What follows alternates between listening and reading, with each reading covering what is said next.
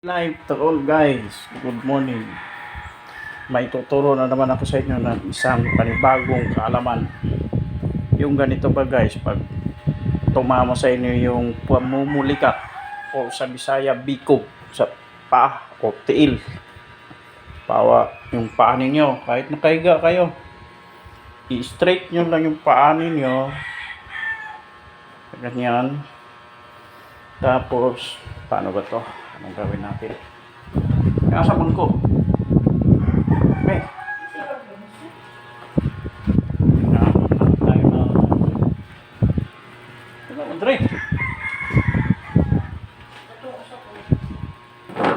Ay, ito. Teka guys, sakalin natin. Ganito. Pag yan. Bawa, nakahiga kayo or nakaupo, nakatayo, okay lang basta yung paa ninyo, straight niyo ganyan. Straight. Pero mas maganda, umupo kayo or umiga kayo, i-straight nyo lang, igaganyanin yung kunti, tapos itong isang paa ninyo, gaganyanin ninyo, tutuglak nyo pa ganyan. Kung palagay ninyo, pasimula pa lang yung pamumulikat, iganyan nyo lang. Ganyan. Yan. Hindi yan tutuloy. O kahit sa tubig pa kayo, hindi yan tutuloy. Basta kayo umanap lang kayo ng paraan para maganyan nyo yung paa nyo ma-straight. Tapos medyo iiwag nyo pa ganyan. Ganyanin nyo ng isa.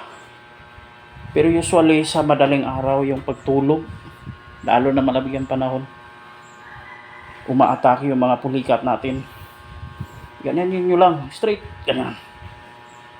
Pag sa palagay nyo na dito na, pero pag naagaran nyo yan, kasi maramdaman nyo naman na pasimula yung ano natin, pamumulikat, ganyan nyo agad. Ganyan.